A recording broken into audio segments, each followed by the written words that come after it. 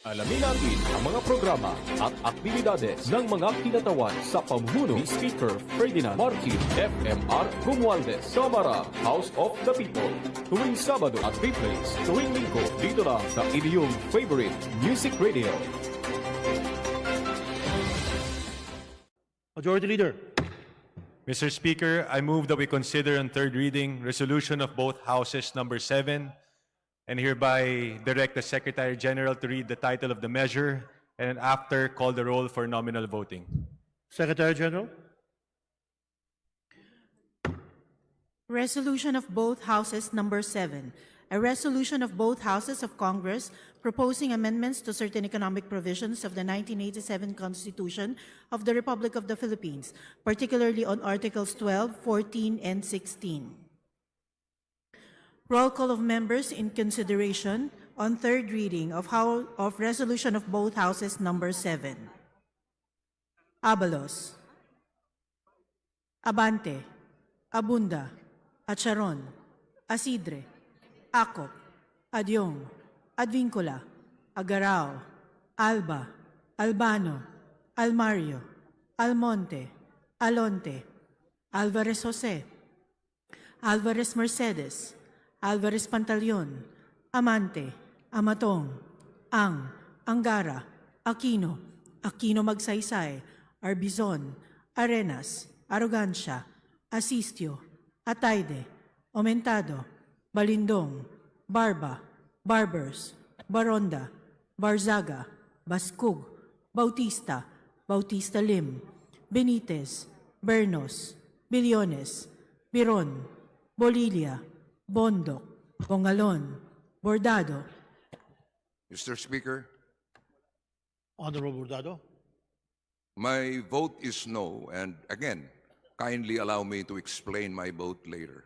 Thank you, Mr. Speaker. Duly noted, Honorable Bernardo. Secretary General. Bosita, Briones, Brosas. Mr. Speaker, my vote is no, and I would like to explain my vote later. Duly noted, Honorable Brosas. Secretary General.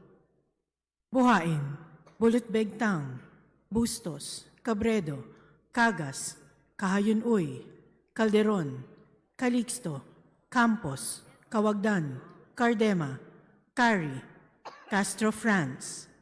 Mr. Speaker, my vote is no, and I will explain my vote later. Noted, Honorable Castro. Secretary General. Castro Jane, Celeste, Chan, Chato, Chua, Shungalao, Ko Angelica Natasha, Ko Elizalde, Ko Pilar, Ko Juanco Jaime Eduardo Mark, Ko Juanco Mark, Colada, Coliantes, Corvera, Cruz Ambrosio, Cruz Ricardo, Cuwa, Quaresma, Dagook, Dalipe, Dalog, Dayanghirang, Daza, De Jesus, De Venecia, Defensor, Del Mar, De Los Santos, Dimaporo Muhammad Khalid, Dimaporo City Amina, Dionisio, Domingo, Duavit, Duhali, Duterte, D. Faustino Ino, D. Faustino Michael Carlos, D. Ian Paul, Ecleo, Emano, Enverga, Escudero, Espares, Espina, Estrella, Yudela, Fariñas, Fernandez, Ferrer Antonio, Ferrer Juliet Marie, Flores, Fortes, Frasco, Fresnedi, Fuentebella, Galeos, Garcia Albert, Garcia Dante, Garcia Jose Arturo, Garcia Maria Angela, Garcia Pablo John, Garcia Vincent, Guardiola, Garin, Gasataya, Gato, Go Ed Christopher, Go Mark, Goles, Gomez, Gonzaga, Gonzales Aurelio, Gonzales Neptali, Gonzales Sandro, Goriseta, Gico, Gintu, Gulias, Gutierrez, Haresco, Hataman, Hernandez, Herrera, Horibata, Javier, Ko Olga, Ko Ricardo, Ko Wilton, Konghun, Labad-Labad, Lacson, Lacson Noel, Lagman. Mr. Speaker, Yes, Congressman. my Honorable vote is no, Lagman. and I will explain my vote at the proper time. Duly noted, Honorable Lagman. Secretary General, please proceed.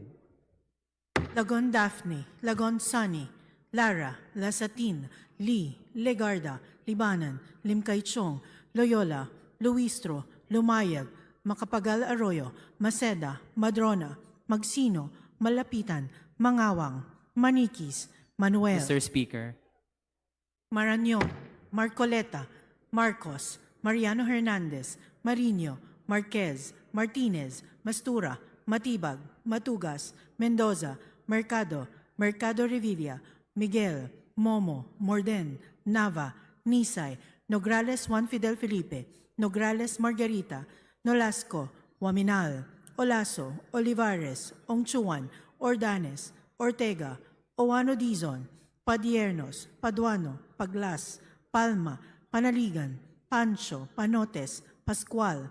Mr. Speaker, my vote is yes, and I would like to make a brief explanation later why I'm in favor of constitutional amendments. Thank you. Duly noted. Secretary General, please continue. Pimentel, Plaza, Pleito, Primicias Sagabas, Pumaren, Puno, Kimbo, Rama, Rehencia, Remulla, Revilla Brian, Revilla Ramon Jolo, Reyes, Rilio, Rivera, Robes, Rodriguez Eulogio, Rodriguez Rufus, Roman, Romero, Romualdez Ferdinand Martin, Romualdez Yeda Marie, Romualdo, Romulo, Roque, Sakdalan, Sagarbaria, Sakaluran, Salceda, Sali, Salimbangon, Salo, Santos, Saulug, Silverio, Singson Rochelle, Singson Ronald, Singson Mihan, Solon, Suwan, Swansing Horacio, Swansing Micael Angela, Suarez, Talyado, Tamayo, Tambunting, Tan Joseph, Tan Keith Micah, Tan Reynolds Michael, Tan Samir, Tan Stephen James, Tan Tambut, Tan Chay, Tan Watco, Tariela, Teodoro, Teves, Tiangco, Tieng, Tolentino, Tulfo Erwin, Tulfo Jocelyn, Tulfo Ralph Wendell, Tupas, Tutor, T, Umali, Unabia, Ungab, Uy, Valeriano, Valmayor, Vargas, Vargas Alfonso, Velasco, Veloso Tuazon, Vergara, Versosa, Villa, Villafuerte Luis Raymond, Villafuerte Miguel Luis, Villanueva, Villar, Villarasa Suarez, Villarica, Violago, Yamsuan, Yap Christiantel, Yap Christopherson, Yap Edvic, Yap Eric, U Divina Grace, U Jazel Victoria, Yulo, Zamora Amparo Maria, Zamora Maria Carmen, Zamora Isabel Maria, Zubiri. Second call of members in consideration on third reading of resolution of both houses number 7.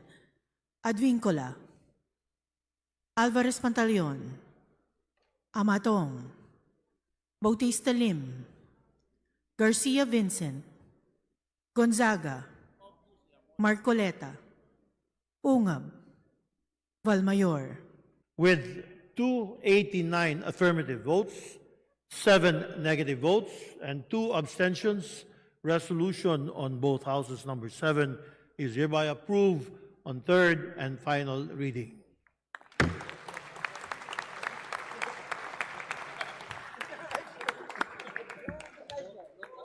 Majority Leader. Mr. Speaker, I move that we recognize the Honorable Barbers for his explanation. Honorable Barbers, please proceed, sir. Thank you, Mr. Speaker. Thank you, Majority Leader. Mr. Speaker, this representation votes yes to resolution of both houses number 7. I vote yes because I believe that the proposed amendments to certain economic provisions are necessary to effect changes in the way we allow foreign investments in our country. No constitution is cast in stone. We even have a provision prohibiting amendments only for the first 5 years. This is a testament to the fact that depending upon the circumstances, amendments may be introduced to make our charter attuned to the needs of the times. It's been 37 years, Mr. Speaker. I do not see anything wrong if we allow foreign capital to manage some of our public utilities. If they have the technology and the knowledge, by all means, we should welcome them. They will provide employment to our people who can then provide food on the family table. If foreign, highly regarded and revered educational institutions can set up shop here. It will be of great honor.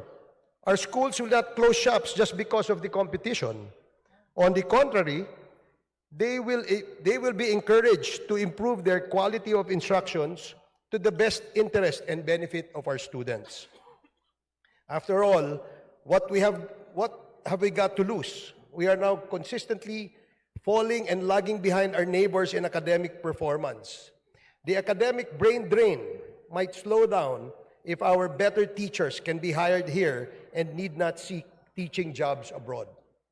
All these intentions are not to the detriment of the people, but rather for the improvement of their lives. That is pretty obvious, Mr. Speaker. To insinuate otherwise is sheer paranoia. I vote yes because I know that we are not violating any law or even the Constitution as we go through this whole process. Article 17, Section 1, Paragraph 1, in its plain language and simple text states, any amendment to or revision of this Constitution may be proposed by the Congress upon a vote of 3/4 of all its members. The plain and simple meaning is not hard to understand, and there is no need for any other interpretation since there is no ambiguity. Congress may propose amendments at any time, but it needs a 3/4 vote of all its members. Absent any qualification on the manner of how a bicameral Congress may vote, the process that we took cannot be said to be violative of this provision. It is really that simple that even non-lawyers will fully understand. Should the proposed amendments hurdle the required votes in Congress, the real litmus test will be in the plebiscite. Congress may only propose amendments. It is the people who would decide whether to accept them by ratification or reject them in a plebiscite called for the purpose. That is what this Constitution mandates and imposes, no more, no less. Once ratified, they become a permanent part of the Constitution until amended. Thus, whatever is meant and embodied therein reflects the true will of the people that not even the courts can reverse. Should the amendments eventually empower Congress to effect changes in policies and principles by passing and/or amending laws, it is the will of the sovereign that it be so, and that cannot be unconstitutional. This, in a nutshell, Mr. Speaker, is the entire essence of this exercise that we are undergoing. If it were up to me, though, I would not stop at these proposed amendments. To me, the economic problems are more the results of certain political provisions. For instance, we now have elections practically every year without counting the possible plebiscite. We had the following: national presidential elections last 2022, the barangay SK elections last October 2023, then the midterm elections next year in 2025, and a few months after, another barangay and SK elections. Then if things go as usual, national, presidential, and barangay SK elections every 3 years thereafter. How many billions of our precious resources are spent in every election? Yet we claim that our economy has fallen in the gutters and we are at the bottom of the pit. Can a country such as ours, with thousands of politicians, down to the smallest units of government, the barangay of more than 42,000 nationwide and counting, ever make use of its scarce resources in the wisest manner? Or will the huge bureaucracy continue to eat up the bulk of the budget to give salaries to its civil servants? Instead of being able to use these resources, Mr. Speaker, on much-needed infrastructure, transportation, and communication projects, the things that investors have been pointing out as severely lacking in our country. We are forced to sustain thousands of local politicians and millions of people in the government sector. This is the sad reality which our country can never afford to sustain perpetually. Yet advocates of, quote, "this is not the time to amend the Constitution," want our people to believe that our government can afford to sustain this from here to eternity. They couldn't care less if our external debt continues to soar, yet they criticize every administration of being the cause and that these debts fuel massive corruption. What an unfortunate, ironic, and hypocritical outlook, Mr. Speaker. If we are able to channel these resources to projects, people will find work. If these projects bear fruit in the form of investments, people will have work. Perhaps even our OFWs will be able to find local employment. If we are able to use these scarce resources to slowly pay off our debts, our children's children may never have to pay enormous taxes on almost everything we consume and all endeavors we enter into. The sooner we realize this, the sooner we can resolve the matter. Another political provision that needs amendment concerns the lack of qualifications for people who seek elective positions. Besides being able to read and write, no other substantial educational and or professional qualifications nor the much-needed work experience is required under the present Constitution. Mas dinidisqualify pa ang walang pera na kandidato at sinasabing nuisance dahil hindi daw makakamount ng isang credible campaign for lack of funds kesa i-disqualify for lack of educational or work experience. Honorable Barbers, with much respect, please conclude, sir. I will wrap it up, Mr. Speaker. For an applicant janitor in government service to be considered, he or she must present at least a high school diploma or its equivalent. Yet we sometimes look lowly at them. But for anyone seeking a government position, educational attainment is not required. With this predicament, how can we ever improve our country's economic status in the global stage? Can we also examine the multiple political party system under the present charter that allows the proliferation of all kinds of political parties that gives way to the prevalence of and nurtures political butterflies? These are but some of the political provisions that, to my humble mind, truly affect the economic status of our country. Until we open our eyes and accept that these flawed constitutional provisions need immediate amendments, we should not complain about our social, economic, and political stagnation. We are called leaders for a reason. People put us here because we promised them a better life and a better future. Let us put our money where our mouth is. Mr. Speaker, I remain hopeful that RBH 7 could be the spark to trigger genuine reforms in government and governance and instill and bring back values to us politicians and the electorate. Thank you, Mr. Speaker. Daghang salamat, Congressman Barbers. Majority Leader. Mr. Speaker, before we proceed, may we remind all our members to wish to explain their vote that you have a 3-minute time limit. Majority Leader. Mr. Speaker, I move that we recognize the Honorable Panaligan for his explanation. Please proceed, sir. Mr. Speaker, I vote yes to resolution of both houses. Number 7, and by way of explanation, state the following. Mr. Speaker, I am in favor of removing the restrictive economic provisions in the present Constitution. At the outset, let me state that I am not a big fan of neoliberal economics that advocate liberalization, deregulation, and privatization, among others. I believe that the state should play a role in the economy to foster growth with equity. I believe in a measure of protection for our industries to enable them to compete.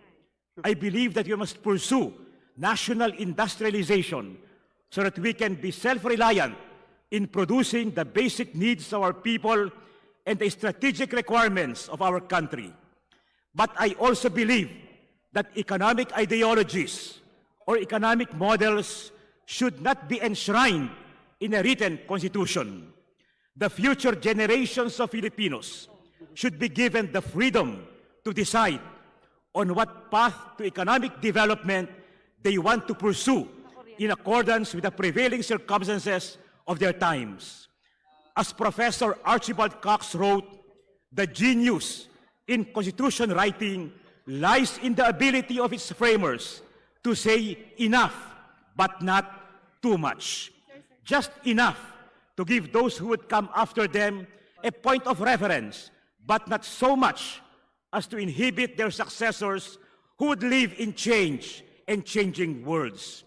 Mr. Speaker, I submit that the time is now ripe to revisit the present Constitution. As a creation of human minds, it is not a perfect document. It is not a product of divine inspiration like the sacred scriptures that we mortals cannot alter.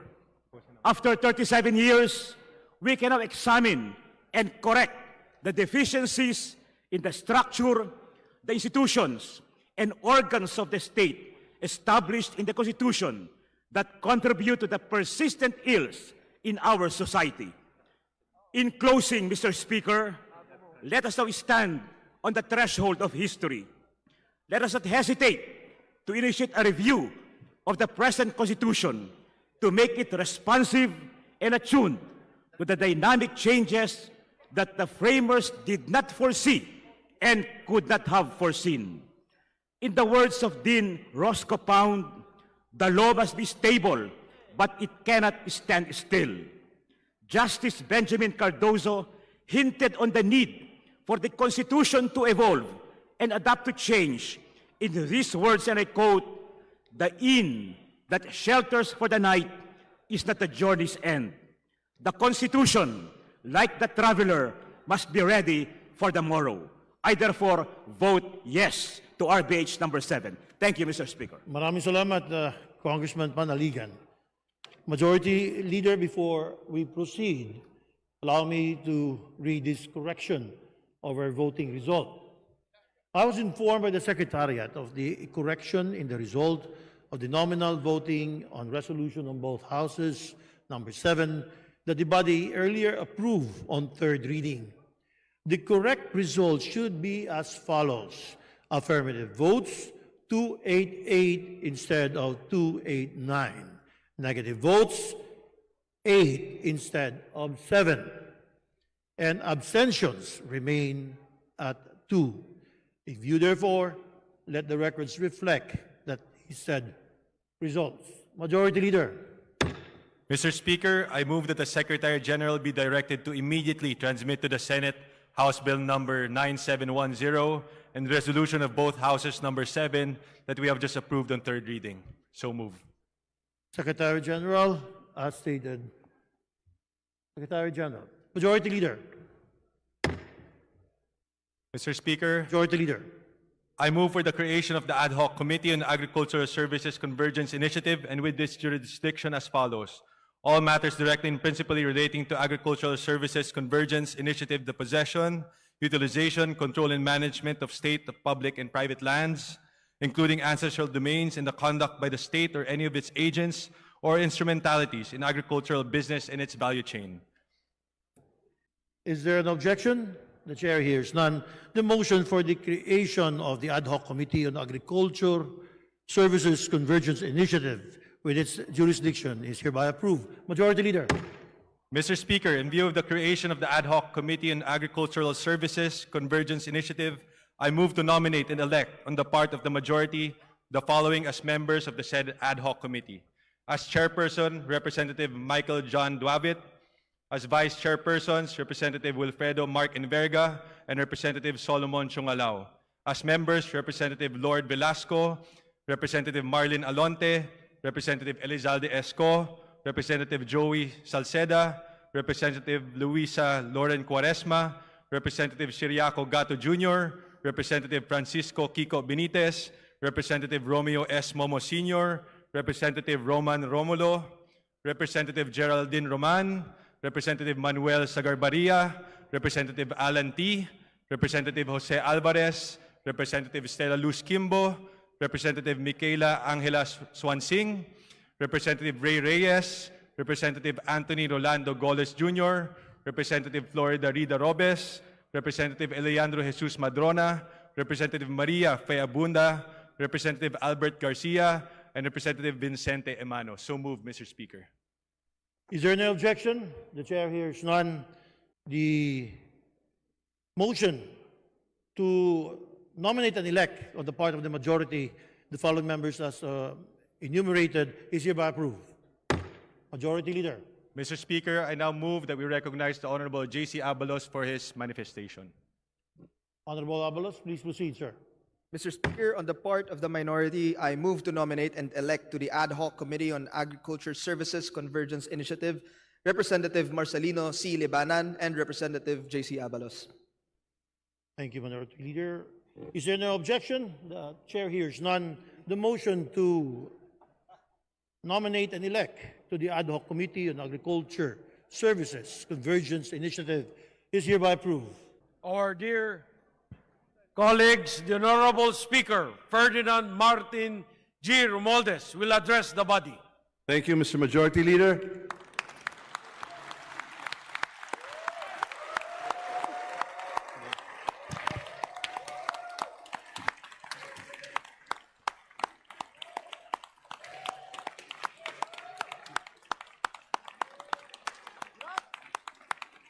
Honorable Deputy Speakers, Majority Leader, a special mention to the Senior Deputy Majority Leader and the young guns. Minority Leader, distinguished colleagues, ladies and gentlemen, before the hands of the clock mark another adjournment of our session, let me express my heartfelt thanks to the workhorses of our legislative body. Of course, our esteemed Senior Deputy Speaker and our Deputy Speakers, our resolute Majority Leader, together with ever-reliable Senior Deputies and Assistant Majority Leaders, our hard-working counterparts, of course, in the minority, led by the equally diligent Minority Leader and our tireless committee chairpersons. I am truly humbled and grateful for the unwavering support and dedication that each one of you has fervently displayed. We are also grateful to our conscientious House Secretariat officials and our trustworthy congressional staff. Please give them a hand.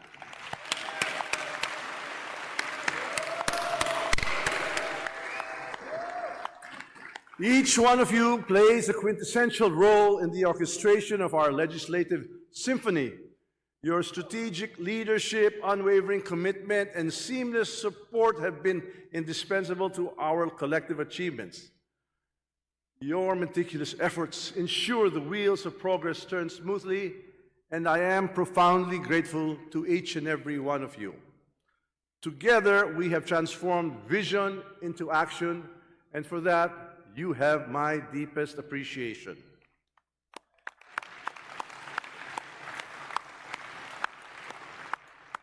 In terms of our legislative outputs, we have achieved significant milestones with the passage of pivotal laws such as the Republic Act number 11981 or the Tatak Pinoy Act, RA 11982, which amends the Centenaries Act of 2016, RA 11983, or the new Philippine Passport Act. These legislative achievements underscore our unwavering resolve to uplift and honor every segment of our society, from the valiant seafarers navigating the high seas to our esteemed centenarians who have weathered the tides of time and make the application process for their regular passports readily accessible to every Filipino. I also wish to highlight a landmark legislation that embodies our commitment to the educational equity and the welfare of our youth. RA 11984, otherwise known as the No Permit, No Exam Prohibition Act. This act is a testament to our dedication to break down barriers to education and ensure that every Filipino student is granted the opportunity to succeed irrespective of their financial circumstances. Another equally important legislation that would advance the development and modernization of the salt industry in the country is the passage of RA 11985, or the Philippine Salt Industry Development Act. With this law, we hope to create more jobs in the countryside and the coastal communities and become salt self-sufficient and eventually a net exporter of salt. Our commitment and untiring efforts have led us to an impressive performance indeed. The House has successfully passed all 17 SONA priority measures on the third and final reading. And of the 17 bills, 3 were enacted into law. 1 is under the consideration of the bicameral conference, and 13 are waiting action by the Senate. Your unwavering dedication and determination have once again shown through in these accomplishments.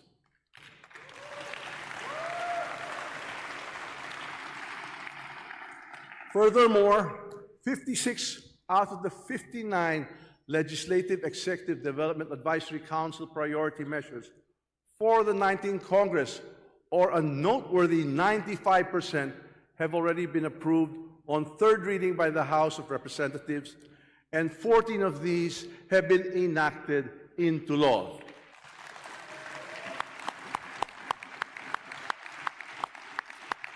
Last year, before we went on Christmas break, I announced to this august chamber that we passed all the 20 priority measures targeted by December 2023. During the fourth Ladakh Council meeting held yesterday morning, I reported to the President and to all members of the Council that the House of the People garnered a 100% target completion of these priority 20 measures. Thank you.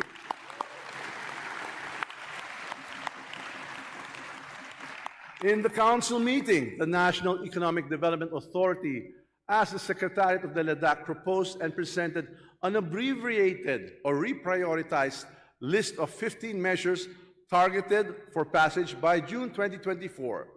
This is from an initial list of 23 measures proposed by the Ladakh TWG.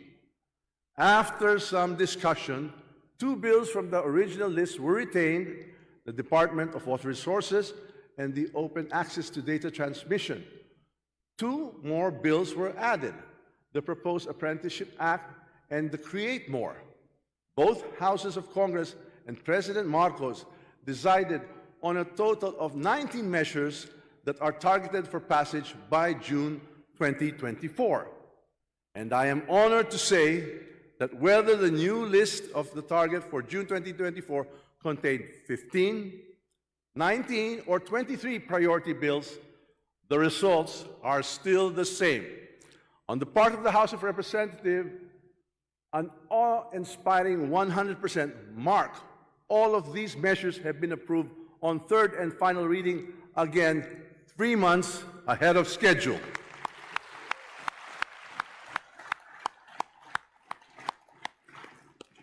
Ladies and gentlemen, we have done our homework. Our accomplishments reflect our proactive stance in catering to the needs of the people by passing these much-needed legislation that are attuned to the Philippine Development Plan and the 8-point socio-economic under the medium-term fiscal framework of His Excellency President Ferdinand R. Marcos Jr. Wala po tayong backlog sa trabaho. Tapos natin ang mga napakasunduang assignment bago pa man dumating ang deadline. Ang grado natin sa Ladakh ay 100%.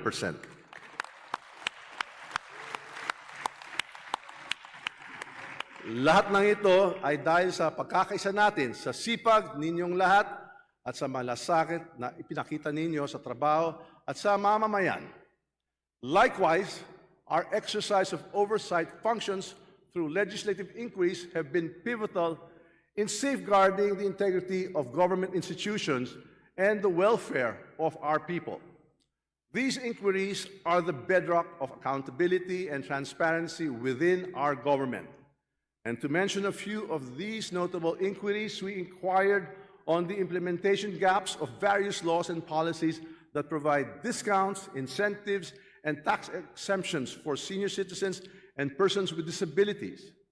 The House Committees on Ways and Means, Senior Citizens, and Special Committee on Persons with Disabilities recommended that the harmonization of PWDs and senior citizens' benefits, discounts eligibility during promotional sales, senior citizen and PWD programs and projects using the National Tax Allotment, and conversion of the National Council on Disability Affairs into a commission with adequate implementation and enforcement powers.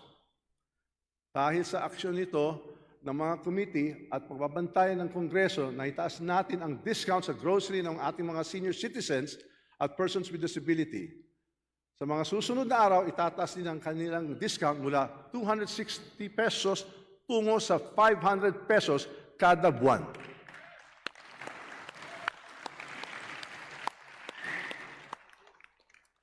Our Committee on Health has also been relentless in pushing PhilHealth to provide more meaningful benefits to the Filipino people under the universal health care. Naitas natin ang benefit package para sa breast cancer patients mula 100,000 pesos tungo sa 1.4 million pesos. Nagawa rin nating mailibre ang mammogram at ultrasound exam para sa lahat ng kababayan Pilipino para mailigtas sila sa sakit ng cancer. Moreover, we have taken the lead in constructing the Philippine Cancer Center, an advanced facility designed to serve as a place of healing and optimism. This center seeks to revolutionize cancer care in the country by incorporating the latest medical innovations and promoting collaboration among specialists to offer a top-tier setting for individuals battling cancer. As to the progress of the Public Utility Vehicle Modernization Program, the House Committee on Transportation approved a resolution requesting the President and the Department of Transportation to consider extending the deadline for jeepney consolidation with lapse on December 31, 2023, until concrete plans to address the major issues in this program are formulated. Pinagbigyan naman tayo ng Pangulong Ferdinand R. Marcos Jr. sa pakiusap ng ito na nagpapasalamat tayo sa kanya sa pagdinig sa ating hiling. Umaasa tayo na magiging sapat ang ekstensyon na naibigay para masigurong hindi mawawalan ng trabaho ang libo-libong jeepney drivers na naapektuhan ng programa ito.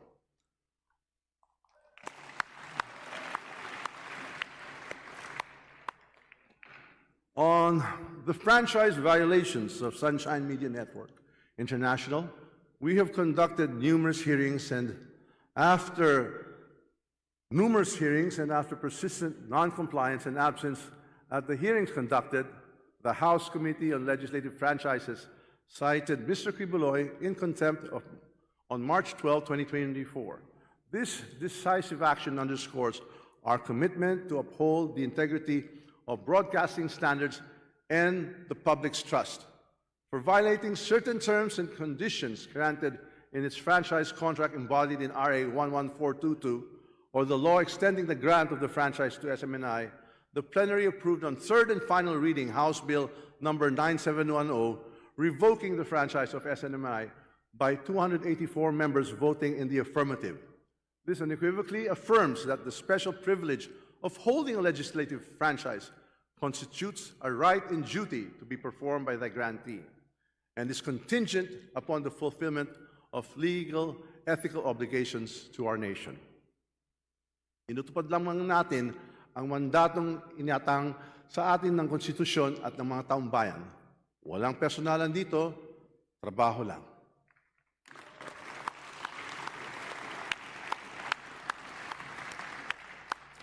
On the resolution of both houses, RBH 7, proposing crucial amendments to certain restrictive economic provisions within the 1987 Constitution that have until now hampered our full economic potential, we have paved the way and created a turning point for our nation.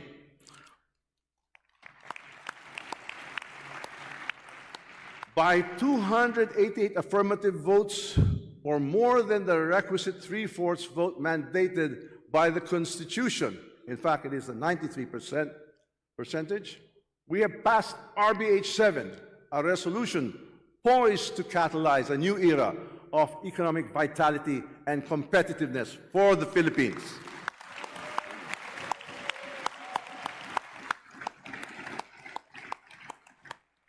The proposed insertion of "unless otherwise provided by law" into these provisions is a clear testament to our readiness to adapt to the dynamic global economy, ensuring that our legislative framework can swiftly respond to changing economic conditions while steadfastly safeguarding our national interests. With the approval of RBH 7 on third and final reading and its subsequent transmission to the Senate, we stand at the cusp of realizing a more open and robust economy. This is more than just an economic imperative. It is a clarion call to action that resonates with the aspirations of the Filipino for a more prosperous and secure future. Malinaw ang panawagan ng ating mamamayan. Kailangan nila ng mas maraming trabaho, posible lang ito kung maraming negosyong papasok sa ating bansa. Kailangan din nating buksan ang ating ekonomiya para mas lalo maging matibay at matatag ito sa hamon ng makabagong panahon. Obligasyon natin ito sa ating mga anak at sa susunod na henerasyon. On the global stage, we stand resolute behind the President's foreign policy initiatives to fortify bilateral relations and uphold sovereignty and territorial integrity, particularly concerning the West Philippine Sea dispute. By God's grace, all our efforts towards the betterment of our country and the Filipino people will soon come to fruition. And as the Lenten season approaches, let us strive toward a closer alignment with the virtues that epitomize the best of our existence. In the words of our Pope Francis, Lent comes providentially to reawaken us, to shake us from our lethargy. Let us harness this season to reignite our passion for service and recommit to the cause of our nation and our people.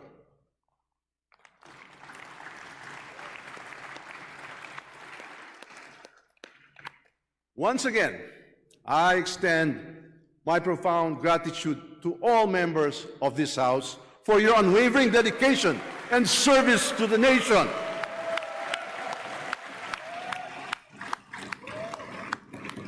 Together, we have forged significant progress, and I stand confident that united in purpose and action, we will continue to chart a course toward a new Philippines, one that is robust, equitable, and prosperous for all Filipinos. Mabuhay ang Pilipinas! Mabuhay ang sambayang Pilipino! Mabuhay tayong lahat! Mabuhay ang 19th Congress! Why?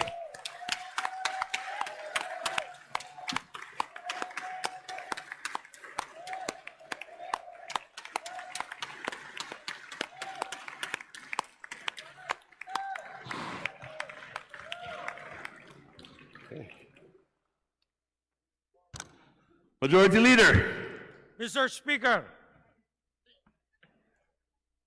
Speaker, after working overtime, double time, did our homework, finished our assignment, passing 100% all the priority legislative measures.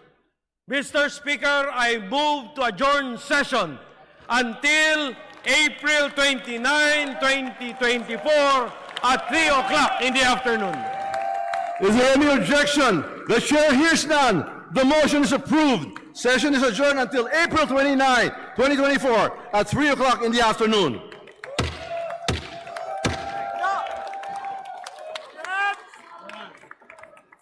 Alamin natin ang mga programa at aktibidades ng mga kinatawan sa pamumuno ni Speaker Ferdinand Martin FMR Romualdez, Kamara, House of the People. Tuwing Sabado at replays, tuwing Linggo, dito lang sa inyong favorite music radio.